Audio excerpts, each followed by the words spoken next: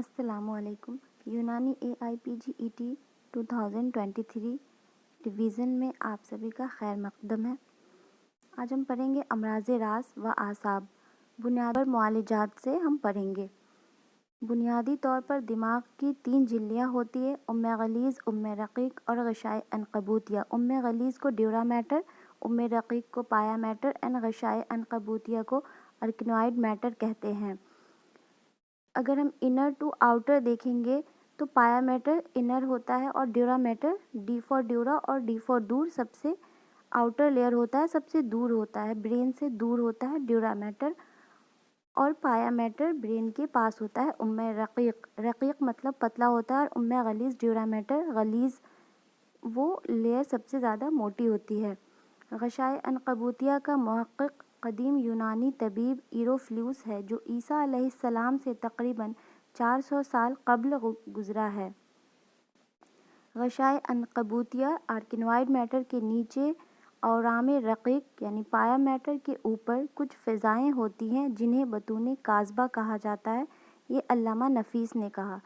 ام غلیظ ڈیورا میٹر کو پیکنی مینکس، ام جافیہ، ماتحجس، ام صفیق بھی کہا جاتا ہے۔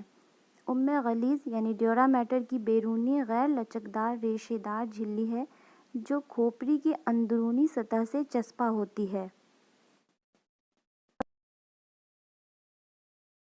غشائے عنقبوتیہ دماغ کی درمیانی نازک جھلی ہے جو ام غلیظ اورام رقیق کے مابین ہوتی ہے۔ ام رقیق پایا میٹر کو غشائے مشیمی ام دماغ بھی کہا جاتا ہے۔ ام رقیق دماغ کی اندرونی باریک جھلی ہے جو بیرونی دماغ کو پورے طور پر استر کرتی ہے۔ بیرونی دماغ کو پورے طور پر استر کرتی ہے۔ ام غلیظ اورام رقیق کو امین کہا جاتا ہے۔ ام غلیظ اور ام رقیق کو امین کہا جاتا ہے۔ غشائے عنقبوتیہ ارکنوائڈ میٹر اور اورام رقیق یعنی پایا میٹر کو ایک ساتھ لیپٹومیننجز کہا جاتا ہے۔ دماغ کی انہی دونوں جھلیوں کے درمیان CSF سیریبرو اسپائنل فلوئڈ دورہ کرتا ہے۔ دماغ یعنی بھیجا یعنی مغز، یہ تینوں ایک ہی چیز ہے۔ دماغ وہ عضو ہے جو کسی حرکت، عقل و شعور کا مرکز ہے۔ دماغ کا وزن مردوں میں 1.5 سیر اور عورتوں میں 1 سیر 5 چھٹانک ہوتا ہے۔ دماغ کے مشہور حصے 4 ہیں: مقدم دماغ یعنی فور ہیڈ، مؤخر دماغ، اوسط دماغ، مبدأ النخاع یعنی کہ حرام مغز کی جڑ۔ دماغ کا سب سے بڑا حصہ مقدم دماغ ہے۔ یہ دماغ کا 9/10 حصہ ہوتا ہے۔ دماغ کا خاکی جوہر جوہر سنجابی کہلاتا ہے۔ صداع، ہیڈیک، علامہ نفیس کے نزدیک ایک قسم کا درد ہے جو سر کے اعضاء میں پیدا ہوتا ہے، جس میں سے ہڈی اور جوہر دماغ کو صداع کی تعریف سے الگ رکھا گیا ہے۔ ہڈی اور جوہر دماغ جو ہیں ان کو صداع کی تعریف سے الگ رکھا گیا ہے۔ اگر بون میں یا جوہر دماغ میں پین ہو رہا ہے تو وہ صداع نہیں ہے۔ اسی طرح آنکھوں اور اس کے مانند دوسرے اعضاء بھی شامل نہیں ہیں، کتب محققین نے کہا تھا یہ۔ اور سر کے اعضاء میں کون کون شامل ہے؟ سر کے مندرجہ ذیل اعضاء جو ہیں وہ یہاں پہ نہیں دیا گیا ہے لیکن شرح اسباب میں دیا گیا ہے: سر کی جلد، سر کا گوشت، سر کی بیرونی جھلی، کھوپڑی کی ہڈی، دماغ کی جھلی جس کو ام جافیہ یا غشائے صلب کہتے ہیں، دماغ کی ایک باریک جھلی جس کو غشائے رقیق کہتے ہیں، جوہر دماغ یعنی بھیجا، دماغ کی وہی دونوں جھلیاں جو نیچے واقع ہیں۔ 9 شکبہ یعنی رگوں کا جال، 10ویں نمبر پہ شرائین تڑپنے والی رگیں، 11 اوردہ غیر متحرک رگیں، 12 وہ ہڈی جس کا نام قاعدہ الدماغ وتدی دماغ کے نیچے کی ہڈی ہے، مگر اعصاب جو دماغ سے آگے ہے سر کے اعضاء میں شمار نہیں کیے جاتے ہیں بلکہ وہ دماغ کے شاخوں کے مانند ہیں یہ ظاہر ہے کہ درد سر کی تعریف میں سر کے اعضاء سے مراد یہی مذکورہ بالا اعضاء ہیں جن میں سے ہڈی اور جوہر دماغ کو اس لیے علیحدہ کر دینا چاہیے کہ دونوں میں علی مذہب الجمہور حس و ادراک نہیں ہے، اور علم یعنی درد ایک ادراک ہے اور احساس کا نام ہے۔ نفیس نے کہا، صدائے ہار سادہ، وہ صدائے ہار سادہ کو صدائے احتراقی کہتے ہیں۔ ہار مطلب بھی گرم ہوتا ہے اور احتراق مطلب جلنا ہوتا ہے۔ یہ دھوپ یا آگ وغیرہ میں جلنے سے پیدا ہوتا ہے۔ صدائے ہار سادہ، صدائے ہار سادہ میں مرز دوی یعنی کان بجتے ہیں، اور قارورہ اترجی رنگ یعنی ہلکی زرد ہوتی ہے۔ دوی، جس کو انگلش میں ٹینیٹس کہتے ہیں، اسی فرضی اور خیالی آواز کا نام ہے جس کا وجود خارج میں نہیں ہوتا، مگر انسان اپنے کانوں میں ایسی آواز کو سنتا ہے۔ راس کو یافوق یعنی چندیا یا تالو کہتے ہیں۔ امراض راس میں برائے مقامی استعمال کی جانے والی دوائیں راس پر لگائیں کیونکہ یہاں پر اثرات جلدی نفوذ کرتے ہیں۔ جالینوس نے سر کے پچھلے حصے میں سردی پہنچانے سے منع کیا ہے۔ صدائے ہار خارجی، خارجی جو خارجی یعنی باہر کی طرف سے جو کاؤز ہے، وہ صدائے ہار خارجی کے علاج میں غذائی دوائی کا استعمال ہی کافی ہے۔ اگر ہم غذائی دوائی کھاتے ہیں تو اس سے ٹھیک ہو جائے گا، دوائی غذائی نہیں کھاتے۔ صدائے ہار داخلی گرم دواؤں اور گرم غذاؤں سے لاحق ہوتا ہے۔ داخلی مطلب اگر آپ کے باڈی کے اندر سے کوئی کاؤز ہے، داخلی گرم دوا جیسے کھائے تو اس کی گرمی کی وجہ سے جو درد ہوگا اسے ہم صدائے ہار داخلی کہتے ہیں۔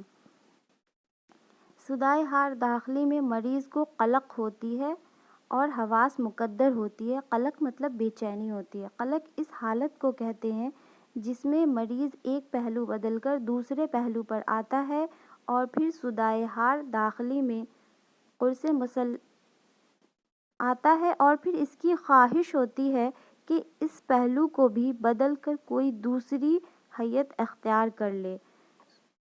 صدائے ہار داخلی میں قرص مثلث کا تلا لگائیں۔ صدائے ہار داخلی میں یبروج اور افیون جیسی مخدر اور سن کرنے والی دواؤں سے پرہیز کریں۔ صدائے بارد خارجی کو خبطہ بھی کہتے ہیں۔ یہ کوشچن امپورٹنٹ ہے اور پوچھا بھی ہوا ہے۔ خبطہ اس حالت کا نام ہے جس میں حیرت، بے عقلی اور کندی حواس جیسی کیفیت پیدا ہو جاتی ہے۔ صدائے بارد خارجی کا انجام بسا اوقات زکام ہوا کرتا ہے۔ صدائے بارد خارجی میں درد زیادہ تر سر کے پچھلے حصے میں ہوتا ہے۔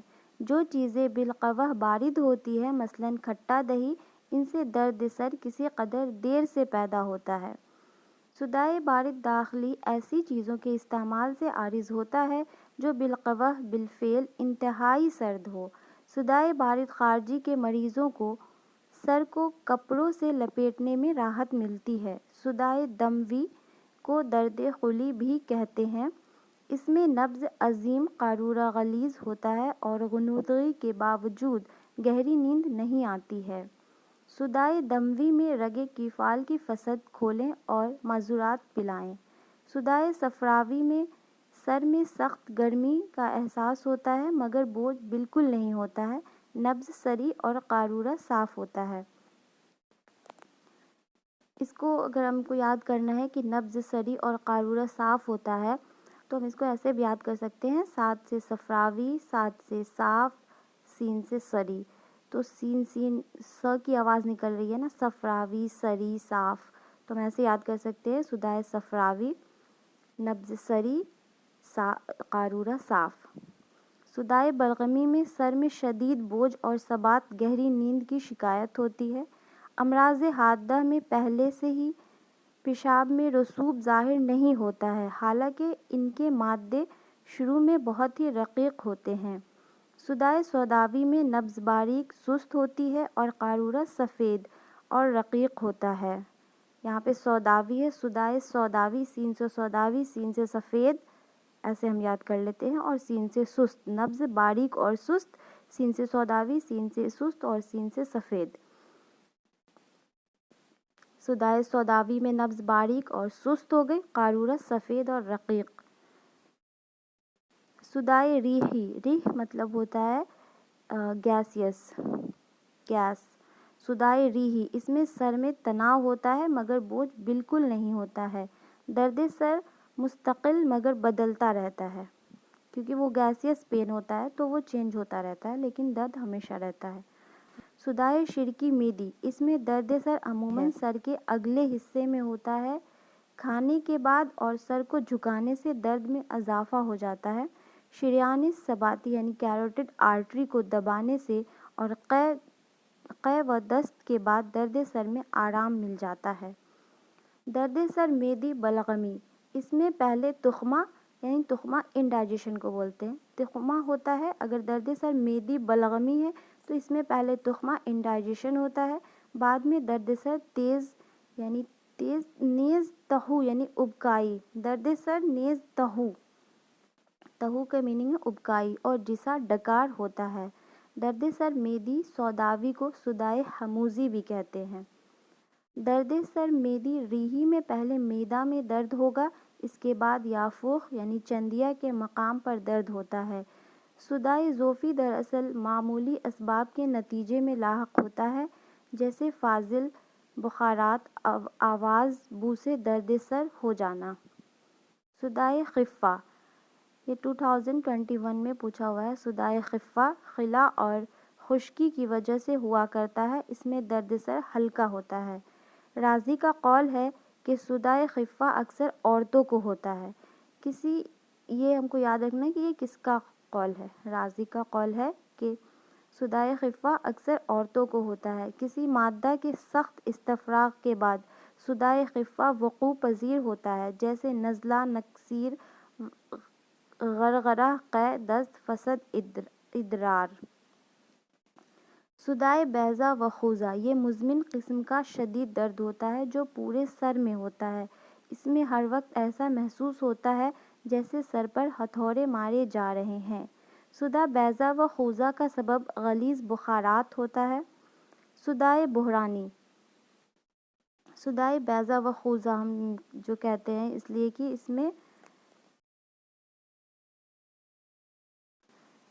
کیونکہ یہ درد سر اسی جنگی خون سے مشابہہ رکھتا ہے، جو کہ درد سر بھی جنگی خون جو ہوتی ہے نا، وہ اس میں جیسے سر اور چہرے پہ ہوتا محیط ہوتا تھا، اسی طرح بیضہ اور خوضہ اس خود کو کہتے ہیں جو ذرہ کا ایک حصہ ہے اور سر پر رکھا جاتا ہے، جس سے سر اور چہرہ ڈھک جاتا ہے۔ جب جنگ ہوتی تھی نا تو اس ٹائم پہ یہ ایک کیپ ہوتا تھا جس سے کہ سر ڈھک جاتا تھا، اور اسی طرح یہ پین ہوتا ہے، اس لیے اس کو بیضہ و خوضہ کہتے ہیں اس سر درد کو۔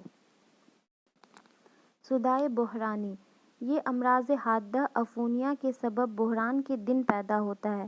اس میں درد سر کے ساتھ پیشاب سفید اور رقیق آتا ہے، نیز تیز بخار ہوتا ہے۔ صدائے سدی، یہ غلیظ اخلاط کے سدوں سے پیدا ہوتا ہے، اس میں چہرے میں امتلاء، بوجھ اور تناؤ محسوس ہوتا ہے۔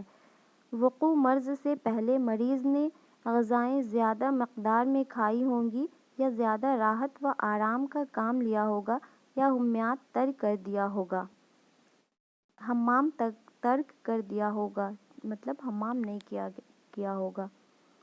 صدائے دودی، یہ شاذ و نادر پایا جاتا ہے، کبھی کبھی اس کا سبب وہ مخصوص کیڑے ہیں جو مقدم دماغ کے آس پاس اس حصے میں پیدا ہو جاتے ہیں جو نتنوں کے انتہائی حصوں کے قریب ہیں۔ صدائے دودی کی علامات یہ ہیں کہ شدید خارش ہوتی ہے، ناک سے بدبو آتی ہے، چلنے پھرنے اور حرکت کرنے سے درد سر میں اضافہ ہوتا ہے۔ صدائے دودی کا علاج یہ ہے کہ عیارج فقیرہ ناک میں ٹپکائیں۔ صدائے خماری، الکوہلک ہیڈیک میں فقہ استعمال کیا جاتا ہے۔ صدائے تضعضی، یہ دماغ کے ہل جانے، کسی کھیل میں صدمے پہنچنے، چوٹ لگنے سے واقع ہوتا ہے۔ صدائے تضعضی کی علامات یہ ہیں کہ اعصاب اور دماغ کے آس پاس کی رگیں کھنچی ہوئی معلوم ہوتی ہے۔ صدر، آنکھوں میں اندھیرا آنا و نسیان لاحق ہوتا ہے، کبھی سکتہ اور کبھی ہر قسم کی بوؤں کی ایک ہی بو محسوس ہوتی ہے۔ صدائے تضاعی میں باسلیق اور عقل کی فصد کھولنا مفید ہے۔ جزاک اللہ۔